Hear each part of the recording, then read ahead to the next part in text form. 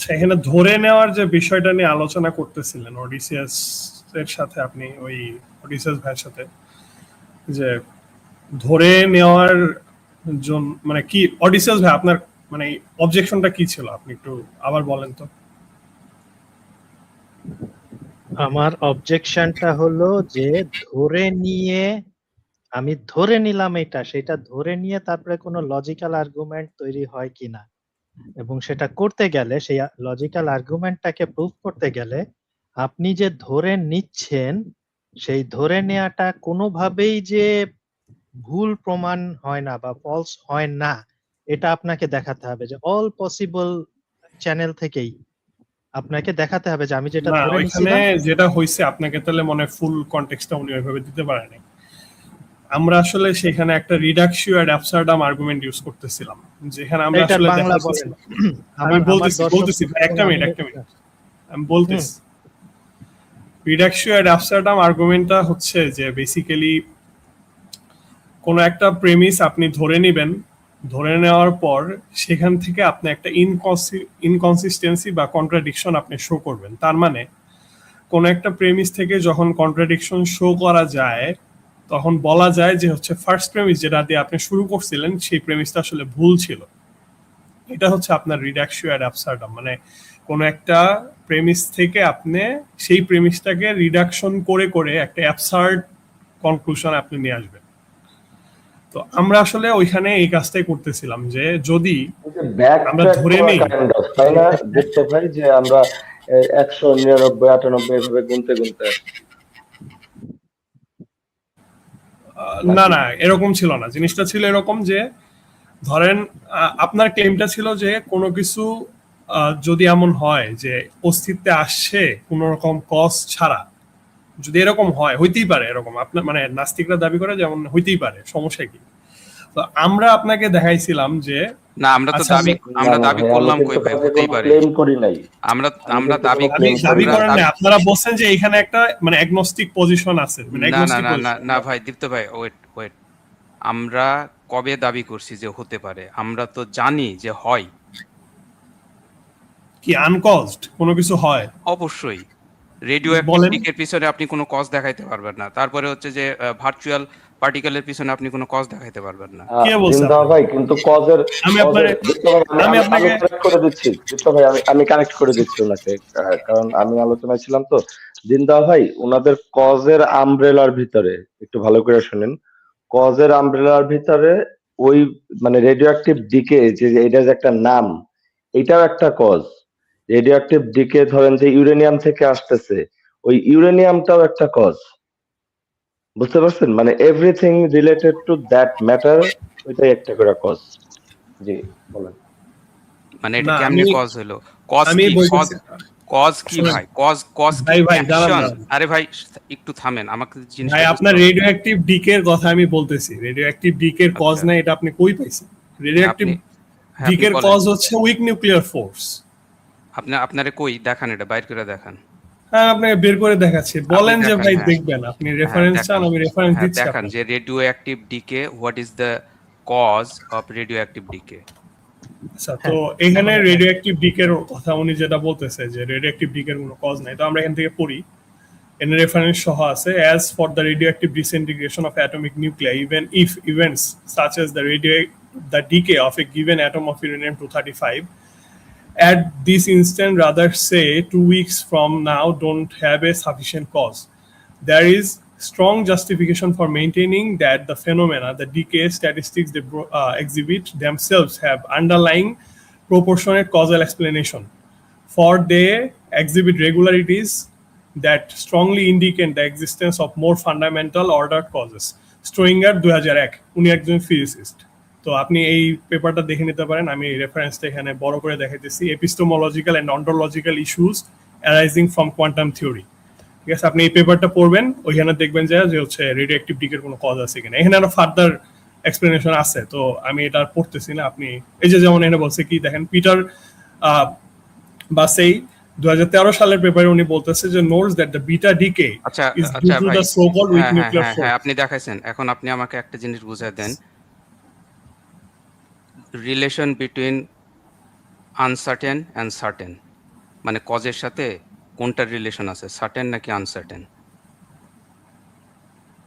কজের সাথে কজ দুই রকমেরই হতে পারে, ডিটারমিনেট কজ, ইনডিটারমিনেট কজ, দুই রকমই হতে পারে। তার মানে আপনি বলতেছেন, আপনি যদি চান আমি এটার রেফারেন্সও দিতে পারি। হ্যাঁ দেন, রেফারেন্স দেন। আচ্ছা থ্যাঙ্কস, একটা মিনিট দাঁড়ান। আচ্ছা, তো আপনি ডিটারমিনেট কজ, ইনডিটারমিনেট কজ লিখে যদি সার্চ করেন গুগলে, মানে দেখেন বলতেছে ডিটারমিনেট কজের ডেফিনেশন কি, generally contrast known measurable factors that predictably yield specific outcomes against vague probabilistic and unmeasurable variable that lead to unpredictable chance based result। তার মানে ডিটারমিনেট কজ হচ্ছে যেটা হচ্ছে আপনাকে একটা মানে নোন একটা প্রেডিক্টিবিলিটি দিবে, আর ইনডিটারমিনেট কজ হচ্ছে এটা কজ কিন্তু হচ্ছে যেটার এফেক্টটা হচ্ছে আনপ্রেডিক্টেবল আর চান্স বেসড রেজাল্ট। তো এটার রেফারেন্স আপনি এখানে দেখতে পারেন, গুগলে সার্চ করলেই পারবেন, এটা নতুন কিছু না। আচ্ছা, তার মানে কজ আসলে দুই রকমেরই হইতে পারে। আচ্ছা, তারপর এখন আপনার নেক্সট পয়েন্টে যান। আমার নেক্সট পয়েন্টটা ছিল আপনি যে ক্লেমটা করছেন যে রেডিও অ্যাক্টিভ ডিকের কোনো কজ নাই, আমি দেখালাম যে কজ আছে।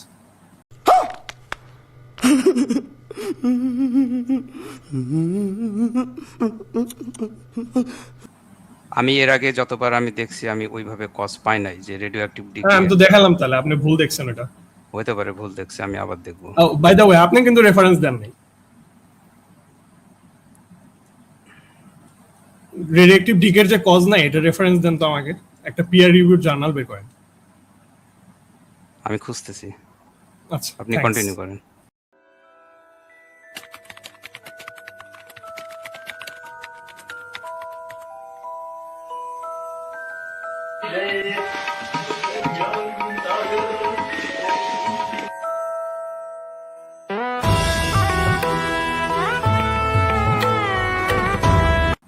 হ্যাঁ, তো ওডিসিয়াস ভাই আমি যেটা বলতেছিলাম সেটা হচ্ছে যে আসলে ধরে নেওয়ার জিনিসটা আপনি হয়তো বুঝেন নাই, আমি মানে বুঝাইতে পারিনি হয়তো। সেটা হচ্ছে যে ধরে নেওয়া, আমি রিডাকশন এর অ্যাবসার্ডাম আপনি যদি সার্চ দেন জিনিসটা আমি সুবিধা হতো তাহলে।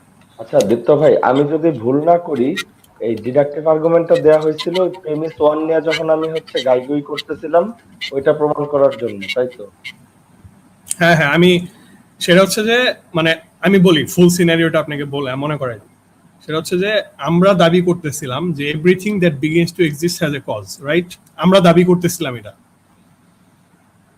আর রাইট, আর মানে আমরা এটা কিভাবে প্রমাণ করব এটা আপনাকে দেখাইতেছিলাম যে আচ্ছা ঠিক আছে, যে everything that begins to exist has a cause এটা আমরা কিভাবে প্রমাণ করি। সেটা হচ্ছে যে আমরা ধরে নেই যে everything that begins to exist does not have a cause.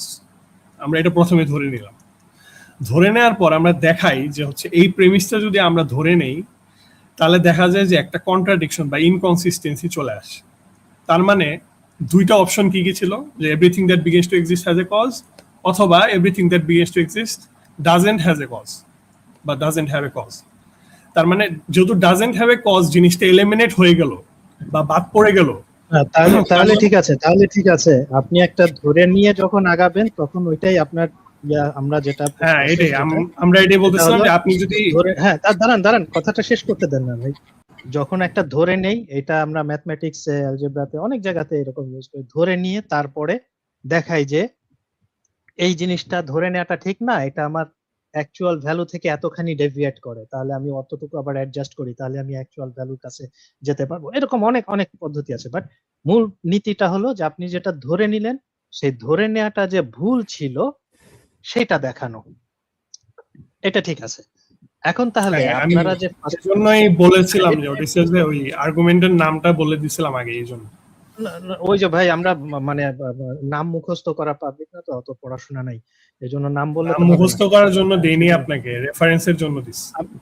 আপনার কথা বুঝতে পারছেন না, নাম হামিম নাম মুখস্থ করা পাবলিক না, যার ফলে আপনি নাম বললেও ওটা আমার মুখস্থ হবে না, আমাকে পরে ইয়ে করতে হবে। কিন্তু যে জিনিসটা যখন আপনি একটা কিছু ধরে নিয়ে যান, একটা ধরে নিয়ে সেইটাকে আপনি রং দেখাচ্ছেন যে এটা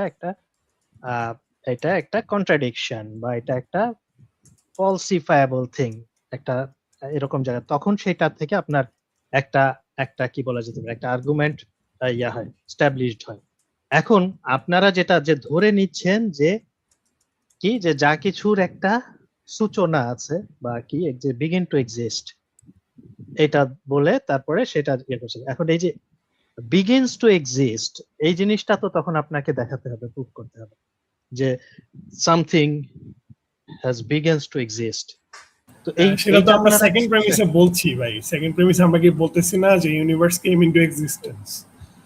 তো আমরা তো আপনাকে একটা স্যাম্পল অডিসিয়াস ভাই, অডিসিয়াস ভাই, অডিসিয়াস ভাই, আমি একটু জি। পজ দিয়ে খালি দীপ্ত ভাইকে একটু জানতে চাচ্ছি। দীপ্ত ভাই, আপনি আপনার একটু স্ক্রিন বের করে আপনি একটা জিনিস একটু সার্চ দেন তো। হ্যাঁ বলেন বলেন। আপনি যেটা সার্চ দিবেন সেটা হচ্ছে what is the cause of a non deterministic event. What is the cause of a non deterministic event. হ্যাঁ, তারপর হ্যাঁ, তারপর স্ক্রিনটা একটু শেয়ার করেন আমাদের সাথে। আপনি না জার্নাল খুঁজতে গেলেন? হ্যাঁ, আমি জার্নাল খুঁজছি তো রে ভাই, আমি আপনাকে দিয়ে আমি একটু অ্যান্সারটা বাইর করাই, সমস্যা কি? কি এআই এর অ্যানসার নিব নাকি পিয়ার রিভিউ জার্নালটা নিব? কেন এআই এর অ্যান্সার আপনার কাছে কি মনে হয়? আমি তো আপনাকে পিয়ার রিভিউ জার্নাল থেকে দেখালাম ভাই, আপনি জার্নাল থেকে দেখান। তো পিয়ার রিভিউ জার্নাল, আমি তো পিয়ার রিভিউ জার্নাল যে আপনি ভাই এআই এর কথার তো কোনো দাম নাই ভাই। আরে আপনি একটু বাইর করেন না ভাই, একটু বাইর করেন, একটু দেখি। আপনি সার্চ দেন, আপনার বার্ডেন অফ প্রুফ তো আপনার উপর। আচ্ছা ঠিক আছে, আপনি কন্টিনিউ করেন, আমি সার্চ দিচ্ছি। আর কাইন্ডলি হচ্ছে রেফারেন্সে জার্নাল নিয়ে আসবেন। এআই কোথা থেকে বানাই নিয়ে আসছে এটা আমার জানার বিষয় না। না না, এআই হ্যাঁ, যদি এআই এর নিজস্ব মতামত থাকে সেটা আপনি রিজেক্ট করতে পারেন, কিন্তু আমরা উইকিপিডিয়া আমি সলিড পিয়ার রিভিউ জার্নাল চাচ্ছি। একটু কথা শেষ করতে দেবেন, কথার মাঝখানে কথা বলবেন না। না ভাই, কথার মাঝখানে না ভাই, আমি তো বললাম যে তারে আমি তাহলে জার্নাল কিসের মাঝখানে কথা বলেন? আমি একটা বললাম যে জার্নাল দেখান, আপনি তো আমি একটা কথা বলতেছি তার মাঝখানে আপনি শুরু করলেন কেন কথা? আমাকে বাক্যটা তো শেষ করতে দেবেন নাকি? আপনারা তো মানে গেম চেঞ্জ করতেছেন। আমি বললাম যে ভাই আপনি জার্নাল থেকে দেখান। এখন আরে ভাই গেম চেঞ্জ করি নাই তো রে ভাই, গেম চেঞ্জ করি নাই। আমি ওডিসিয়াস ভাইকে বলছি একটু পজ দিতে।